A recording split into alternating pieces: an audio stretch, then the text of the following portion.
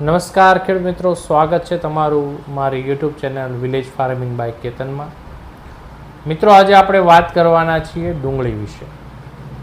મિત્રો, ઘણા સમયથી મારા જે કાંઈ ડુંગળી બીજના ગ્રાહક છે કે ક્લાયન્ટ્સ છે એ લોકો અવારનવાર ડુંગળીના આવનારા જે સમય છે તો ડુંગળી કરવી કે કેમ, વાવવી કે કેમ, એના વિશે પ્રશ્ન પૂછતા રહેતા હોય છે.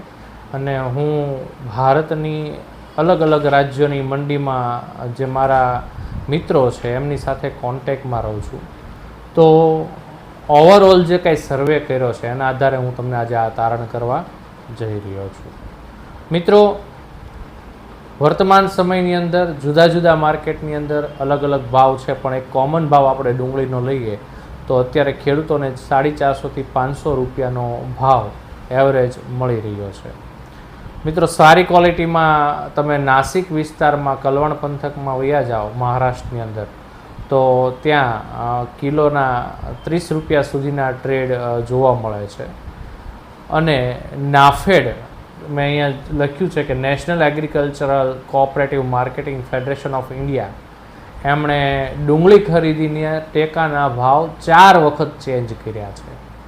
વર્તમાન સમયની અંદર ખેડૂતોની માંગ છે કે ટેકાનો ભાવ 30 રૂપિયા પ્રતિ કિલો આપવામાં આવે તો સરકારનો જે પુરવઠો છે એ પૂરો થાય એમ છે. કારણ કે સરકારની ખરીદી 2 લાખ ટનની છે અને એના હાથમાં હાલ તબક્કે હજી 8500 ટન માલ જ આવ્યો છે. એનો મતલબ એ છે કે જે કાંઈ માલ છે મંડીઓમાં પડ્યો છે, સ્ટોકિસ્ટો પાસે પડ્યો છે અને ખેડૂતો પાસે પડ્યો છે. મોટાભાગનો માલ છે સ્ટોકિસ્ટો પાસે છે.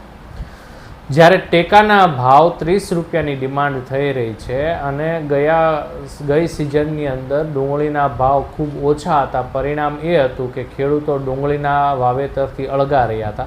એટલે ઉત્પાદન ઓછું છે, એની સામે ડિમાન્ડ વધી રહી છે. દિલ્હી જેવા મેટ્રો શહેરોની અંદર ડુંગળીની અછત સર્જાવા લાગી છે. તો આવનારા સપ્ટેમ્બર-ઓક્ટોબરમાં ડુંગળીના ભાવ કદાચ 800 ને પાર પણ જવાની પૂરી શક્યતાઓ છે.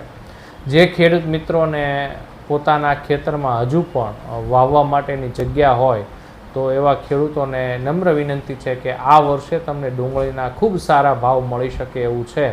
તો આપના ખેતરમાં હજી જો પણ વાવેતર બાકી હોય તો આપ ડુંગળીનું વાવેતર કરી શકો છો. મહુવા યાર્ડની વાત કરીએ તો ગઈકાલે મહુવા યાર્ડની અંદર 350થી લઈને 550 સુધીના ટ્રેડ પડ્યા હતા.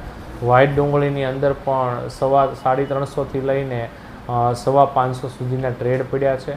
આ એવરેજ માલ આવતા હોય છે. મિત્રો, સારા માલ છે મેડા માલમાં ભરાઈ ચૂક્યા છે અને મેડા માલનો ભાવ ખરેખર અલગ હોય છે. ક્વોલિટી માલ હોય છે એટલે એનો ભાવ તમે અત્યારે આપણે ગણીએ તો 33 થી 34 રૂપિયા ગણી શકીએ.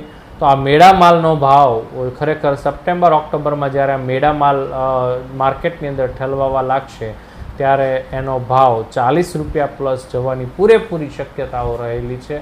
માટે આપ જો ડુંગળીના ખેતી સાથે સંકળાયેલા ખેડૂત છો અને આપની પાસે જો જગ્યા છે તો આ ચોમાસું ડુંગળીનું વાવેતર જો આપના દ્વારા કરવામાં આવશે તો 100% આ સિઝનમાં તમને લાભ મળવાનો પૂરેપૂરી શક્યતા રહેલી છે.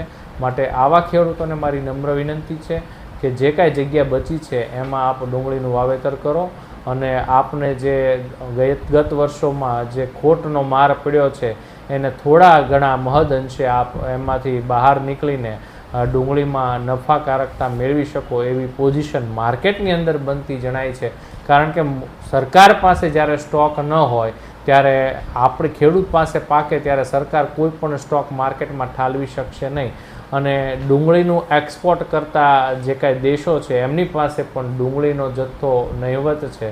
માટે આયાતની પણ શક્યતા ખૂબ ઓછી છે. ત્યારે ડુંગળીના ભાવ કદાચ આ વખતે ઊંચા જવાની પૂરી શક્યતા છે. તો ખેડૂતોને ફરી એક વખત નમ્ર વિનંતી છે કે આપ ડુંગળીનું વાવેતર કરશો તો આ વખતે પ્રોફિટમાં રહેશો. નમસ્કાર, જય હિન્દ. આવી વધારે માહિતી સાથે આપણે ફરી વખત મળતા રહીશું. નમસ્કાર.